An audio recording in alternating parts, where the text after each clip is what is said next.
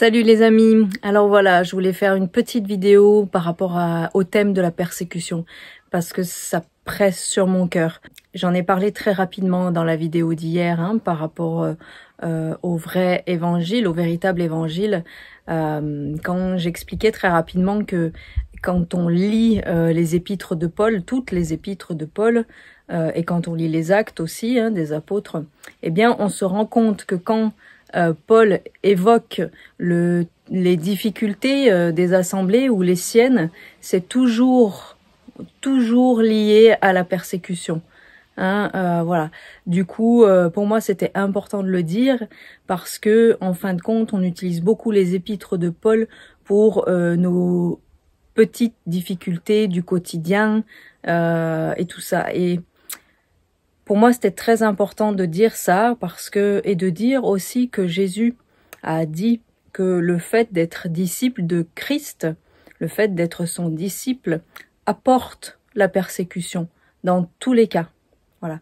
Il y a un passage qui dit que le royaume est emparé par les violents, c'est les violents qui s'en emparent, et ce n'est pas pour rien. Jésus dit aussi que en le servant, on peut perdre tout, finalement. On peut tout perdre. On peut perdre, comme je l'ai dit hier, sa réputation, on peut perdre son travail, on peut perdre même sa maison, on peut perdre des frères, des sœurs, on peut perdre des membres de notre famille, on peut perdre des amis, on peut perdre énormément de choses. Jésus dit qu'il n'est pas venu apporter la paix, mais l'épée. Et on est vraiment dans ces temps-là. Donc c'est vrai que pour moi c'est important de le dire et de le souligner, parce que souvent, quand on dit ces choses-là, on dit qu'il faut reprendre le contexte, que c'était le contexte de l'époque où les premiers disciples étaient persécutés. Les disciples sont persécutés. Si vous êtes vraiment disciple, vous vivrez la persécution. Et la persécution, elle se présente sous plusieurs formes.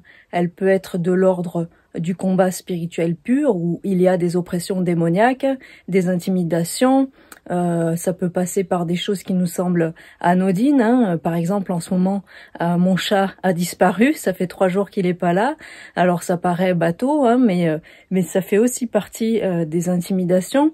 Ça peut être, par exemple, des problèmes d'argent ou des problèmes avec des voisins, des petits problèmes, des choses qui viennent perturber un petit peu notre quotidien, une panne de voiture, n'importe quoi. Ça fait partie de la persécution. La persécution actuellement, elle passe beaucoup par la maladie, par la maladie. Le jugement de Dieu est en cours. Relisez l'ordre des 7 trompettes de l'Apocalypse et vous verrez dans quel temps on est actuellement. Réveillez-vous. Réveillez-vous. Réveillez-vous réellement. Pour toutes les personnes que je connais, et encore plus quand ce sont des personnes qui sont dans le service pour le Seigneur. C'est des personnes que vous ne voyez pas forcément sur Internet d'ailleurs, ni forcément dans les églises ou sur vos écrans. Mais je sais quand même, parce que je les connais, que ce sont des personnes qui sont actuellement en train de servir le Seigneur de tout leur cœur, de toute leur âme, de toute leur pensée, de toute leur force. Tout est tendu pour servir le Seigneur et pour faire en sorte que des âmes soient sauvées. Ces personnes qui ont attrapé cette fameuse maladie dont on entend parler depuis plus de 2 ans maintenant savent et disent toutes que c'est une maladie qui vient vraiment de l'ennemi, qui vient vraiment de l'ennemi, qui met des pensées de mort dans la tête, qu'il y a un esprit de mort derrière cette maladie, il y a un esprit de mort derrière tout ce qui est en train de se passer. Je ne parle même pas de ce truc qui met des pustules sur le corps. Lisez votre Bible, demandez au Saint-Esprit de vous réveiller, les amis. Réveillez-vous. Ça, c'était très pressant sur mon cœur.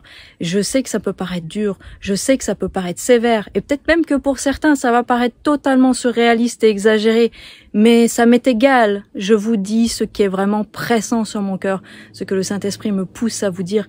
Réveillez-vous avant qu'il ne soit trop tard. Hier, je parlais de la parabole des 10 vierges.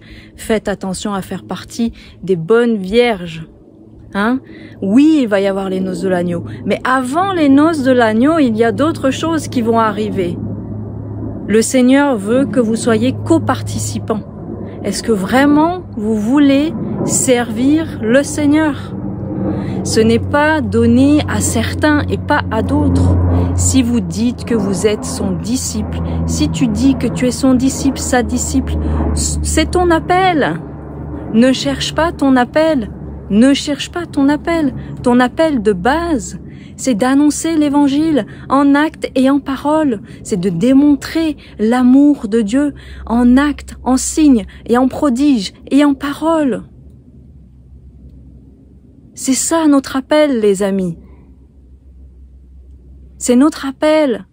La persécution, c'est aussi quand il y a quelqu'un qui vient remettre en question qui vous êtes, qui vient remettre en question le service que vous faites pour le Seigneur, qui vient remettre en question votre identité, ce que vous croyez juste à la lecture des évangiles, à la lecture de la Bible, en vous disant que vous vous trompez et que vous êtes sur la mauvaise voie. Et donc, de ce fait, la persécution, ça entraîne que ces personnes vous rejettent, vous mettent à distance, vous insultent aussi, pour certaines, vous méprisent. Voilà. Et pas seulement avec des coups de bâton ou des cailloux, mais aussi mentalement, simplement en parlant, avec des paroles qui sont des paroles de malédiction, parce qu'en fin de compte, ces personnes ne vous comprennent pas, n'arrivent pas à comprendre votre folie. Voilà. La persécution, ça passe aussi par des circonstances, voilà, des choses qui se passent dans les actualités, dans le monde en général. Voilà. Et là, je pense par exemple à Torben Søndergaard, encore une fois, qui d'ailleurs, soit dit en passant, est souvent très mal considéré par les chrétiens. Voilà. Très très mal considéré par les chrétiens. Et pourtant, comme je l'ai dit dans la vidéo d'hier, le vrai disciple se reconnaît aux fruits qu'il porte. Et les fruits qu'il porte, ce n'est pas le fruit de l'esprit. Ça, c'est par rapport à la sanctification, à notre caractère personnel. Le fruit qu'un disciple doit porter, c'est de faire d'autres disciples. C'est le même appel que Pierre. Quand Jésus dit à Pierre, « Tu es pécheur et je vais faire de toi un pêcheur d'hommes ». Nous sommes tous appelés à pêcher des hommes, des hommes et des femmes. C'est ça, porter du fruit. Et du coup, tout notre investissement de temps et d'énergie, d'argent, doit être tendu vers ce but de récolter, d'investir dans des humains pour que ces humains arrivent à Christ. Et ça provoque la persécution. Une persécution qui est très forte, dans le cas de Torben Søndergaard, qui actuellement est en prison aux États-Unis, est incarcéré. Le premier motif, c'était qu'il apparemment, il faisait, on l'accusait de faire du trafic d'armes entre l'Amérique latine et l'Amérique du Nord. Il s'avère forcément que c'est totalement faux, mais par contre, il le garde en prison, soi-disant, pour la sécurité nationale des États-Unis. La sécurité nationale.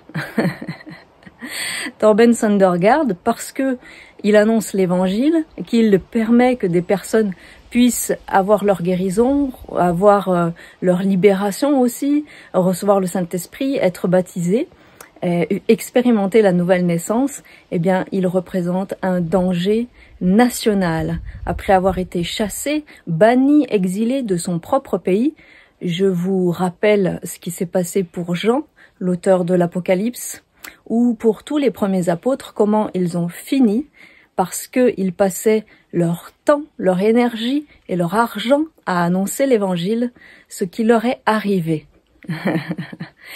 Et du coup, là, il a un avocat, et puis il a demandé à être libéré sous caution, et même ça, ça n'a pas fonctionné. Donc, malgré tout, Torben reste fixé sur Christ, et il reste tellement fixé sur Christ qu'il a réussi à faire en sorte, en tout cas l'esprit, à travers Torben, a permis que des gens en prison reçoivent leur baptême, reçoivent le baptême dans l'esprit et expérimente la nouvelle naissance. Voilà. Et ça, pour moi, c'est le signe du véritable évangile. J'insiste là-dessus parce que je sais que des personnes qui vont écouter ma vidéo vont se dire « Oui, mais non, mais on n'est pas obligé d'être tous persécutés. On est encore dans un pays libre. La persécution n'existe pas. Il y a personne qui nous tape dessus. Il y a personne qui nous enferme. » Servez vraiment le Seigneur. Rentrez dans la marche de disciples, rentrez dans la marche par l'Esprit, tendez dans ce but de faire ce que Jésus vous a demandé, c'est-à-dire faire d'autres disciples, chasser des démons, guérir des malades, baptiser des gens, ressusciter des morts. Et si vraiment votre priorité devient cela, reparlez avec moi et vous me direz si vous ne vivez pas la persécution. En tout cas, à titre personnel, ça m'arrive. Et c'est violent, voilà. Ça passe pas par des coups de cailloux dans la tête, ça passe par le mental en priorité, ça passe par des oppressions démoniaques à certains moments, des attaques, pas des oppressions, des attaques démoniaques. Et concrètement, si vraiment vous faites ce que Jésus vous demande, vous verrez que ça ne plaira pas à l'ennemi. Si vous êtes trop tranquille dans votre vie, eh bien posez-vous les bonnes questions. Est-ce que je sers vraiment le Seigneur? Est-ce que j'aime vraiment le Seigneur? Et là, je vous pose la même question que Christ a posée à Pierre. Pierre a renié Christ 3 fois, mais Pierre est devenu un apôtre qui a permis que l'Église grandisse, que plusieurs âmes soient sauvées par la suite. Et il a été crucifié à l'envers pour l'insulter. Il a été crucifié à l'envers. Il a été torturé, il a été maltraité comme Christ. Et oui, les amis, nous sommes appelés à suivre Christ. Et suivre Christ, ça veut dire donner toute notre vie à Christ. Il n'y a pas de demi-mesure dans le fait d'être disciple de Christ. Pierre a été très loin pour Christ et nous sommes tous appelés à faire la même chose. Il n'y a pas des personnes à qui cette vie est réservée et d'autres pas. Si vous êtes vraiment disciple de Christ, si vraiment vous estimez que Christ est le maître de votre vie et qu'il vous a sauvé, qu'il vous a racheté, mais que vous ne faites pas sa volonté, Christ a dit « Celui qui est mon frère, celui qui est ma sœur, mon père, ma mère, c'est celui qui fait la volonté de mon Père. » Quelle est la volonté du Père à l'heure actuelle?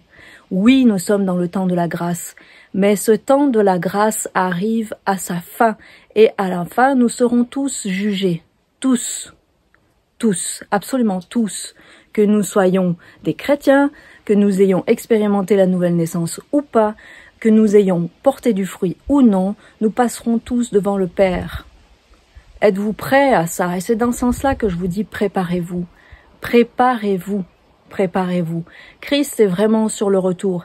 Et on entend beaucoup de croyants qui disent « Ah, vivement que Jésus revienne, vivement que Jésus revienne ». Mais est-ce que vous réalisez vraiment ce que ça veut dire « Jésus revient » ? Est-ce que vous comprenez, est-ce que vous entendez vraiment ce que ça veut dire « Jésus revient ». Quand Jésus revient, c'est pas forcément une bonne nouvelle pour tout le monde. Est-ce que c'en est une bonne pour vous? Posez-vous la question. Posez-vous la question.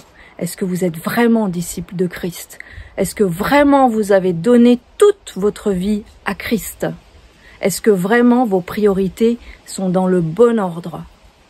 Parce que je vous assure, les amis, je vous l'assure, si vraiment vous faites la volonté du Père, c'est-à-dire suivre Christ, donner votre vie comme Christ a donné sa vie pour vous, donnez votre vie à Christ comme Christ a donné sa vie pour vous, alors oui, vous vivrez la persécution. Oui, je vous l'assure. Je vous l'assure. Si vous n'êtes pas persécuté, ça veut dire que vous manquez le but. Et manquer le but, ça veut dire pécher. C'est la même chose. Voilà. Donc, C'est vrai que ça peut paraître un peu sévère cet avertissement, mais c'était vraiment pressant dans mon cœur, c'est vraiment pressant. Oui, nous rentrons dans un temps de grande persécution, on rentre dans un temps très glorieux pour le Seigneur. Il va se passer des choses incroyables qui vont dépasser notre entendement, des choses, moi j'ai vu des miracles, j'en vois très souvent, mais on va vivre des choses encore plus folles, encore plus incroyables. Et moi, ce qu'il y a sur mon cœur, c'est de vous dire que toute votre vie, ma vie, c'est Christ. Si votre vie n'est pas Christ, ça veut dire que vous ne l'aimez pas assez. Et après le reniement de Pierre 3 fois, quand Christ est ressuscité et qu'il est revenu voir Pierre, il lui a posé la question 3 fois. Pierre, m'aimes-tu? Pierre, m'aimes-tu? Pierre, m'aimes-tu? Est-ce que vous aimez Christ à ce point-là, au point de donner votre vie, votre temps, votre énergie, tout votre investissement pour le royaume de Dieu? Si ce n'est pas le cas, les amis, posez-vous les bonnes questions, repentez-vous, revenez à Christ, demandez-lui pardon et faites en sorte que votre vie soit alignée à la volonté du Père. Soyez bénis.